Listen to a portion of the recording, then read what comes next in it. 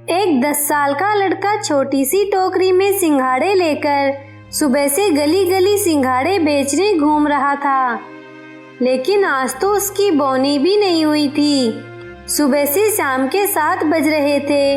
अब तो पैर भी जवाब देने लगे थे। पेट में चूहे दौड़ रहे थे 100 अलग। दोपहर में उसने थोड़े से सिंघाड़े खाए थे, लेकिन उससे उसका पेट नहीं भरा था। अब और सिंघाड़े खाने की उसकी इच्छा हो रही थी। रोटी सब्जी खाने की तीव्र इच्छा हो रही थी, लेकिन जेब तो खाली थी। रोटी सब्जी कहाँ से लाए? अचानक उसे अग्रवाल आंटी की याद आई। वह अक्सर उससे सिंघाड़े, सीताफल, जामुन, आम आदि खरीदती थी। उनका स्वभाव बहुत ही अच्छा था। राज ने सोचा कि आज उनके यहाँ चलकर उनसे कुछ मदद मांगता हूँ या खाने को कुछ देने कहता हूँ। बाद में जब वह फल खरीदेंगी तो उनसे पैसे नहीं लूँगा, हिसाब बराबर हो जाएगा। यही सब सोचते सोचते वो अग्रवाल आंटी के घर की तरफ मुड़ गया। उसे बाहर आंगन में ही उनकी 5 साल की बेटी चिंकी ठंड से ठिठुरती हुई दिखाई दी। वो सोचने लगा कि आज चिंकी ने स्वेटर क्यों नहीं पहना।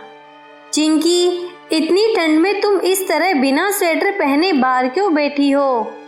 मम्मी कहाँ है? मम्मी को बुलाओ ना। चिंकी रोने लगती है। रोते रोते ही कहती है, मम्मी घर पर नहीं है। वो सुबह ही मुझे और पापा को हमेशा के लिए छोड़कर नाना जी के साथ चली गई। तुम्हारे पापा कहाँ हैं? पापा खाना बना रहे हैं। क्या तुम चाहती हो कि तुम्हारी मम्मी वापस आ जाए? हाँ, मुझे मेरी मम्मी की बहुत याद आ रही है। मैं मम्मी के बिना नहीं रह सकती। क्या तुम्हारे पास मम्मी का मोबाइल नंबर है? हाँ, मेरी स्कूल की डायरी में लिखा हुआ है। मैं तुम्हारी मम्मी को वापस लाने की पूरी कोशिश करूँगा। क्या तुम मुझे उनका मोबाइल नंबर दोगी?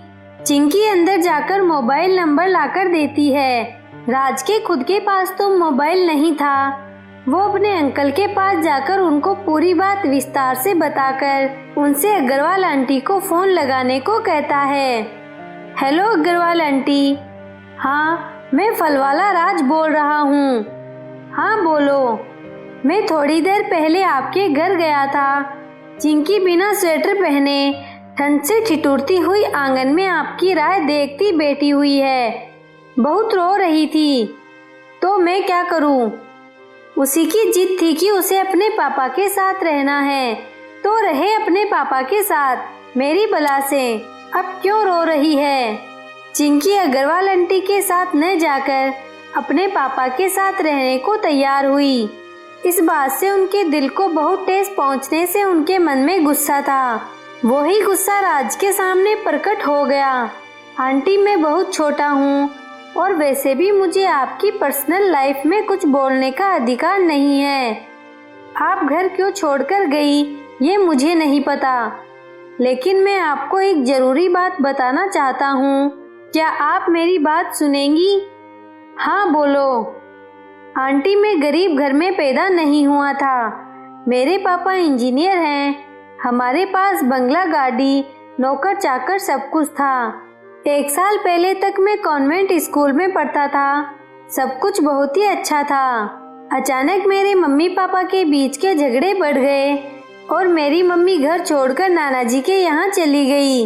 मम्मी मुझे अपने साथ ले जाना चाहती थी, लेकिन पापा ने मुझसे कहा कि तुम्हारी मम्मी तो कोई कमाई नहीं करती, फिर तुम्हें क्या खिलाएगी? तुम्हारे स्कूल की फीस कैसे भरेगी? मुझे पापा की बातों में सच्चाई नजर आई और मैं मम्मी के साथ न जाकर पापा के पास रह गया। कुछ महीनों बाद ही पापा ने दूसरी शादी कर ली। नई मम्मी हर रोज पापा से मेरी झूठी शिकायत करती। मम्मी के बहकावे में आकर पापा मुझे बुरी तरह मारने लगे। नई मम्मी कई बार मुझे खाना भी नहीं देती थी।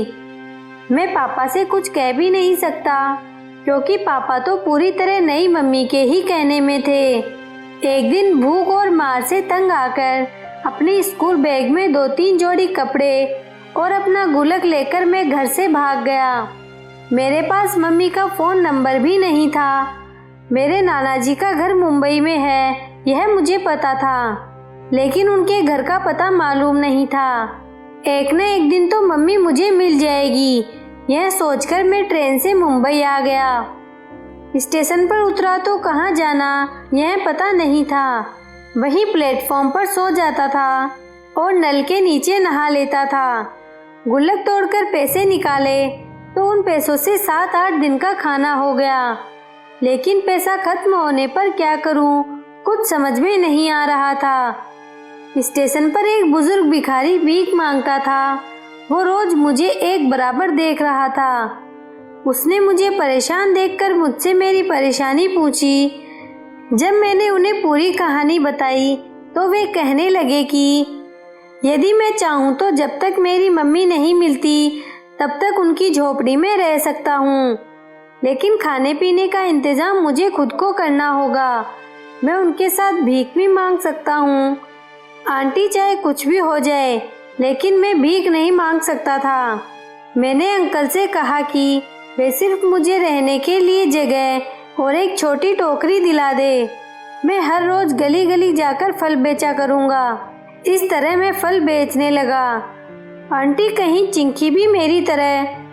नहीं, अग्रवाल आंटी की जोर से आवाज आई। वे अंदर गई और वापस अपने घर आने के लिए तैयार होने लगी। अपने पति और बच्चों के साथ रहने लगी। तो फ्रेंड्स, आशा करती हूँ कि आपको ये कहानी अच्छी लगी होगी। अच्छी लगी हो तो लाइक, शेयर एवं कमेंट करना ना भूलें। Thank you.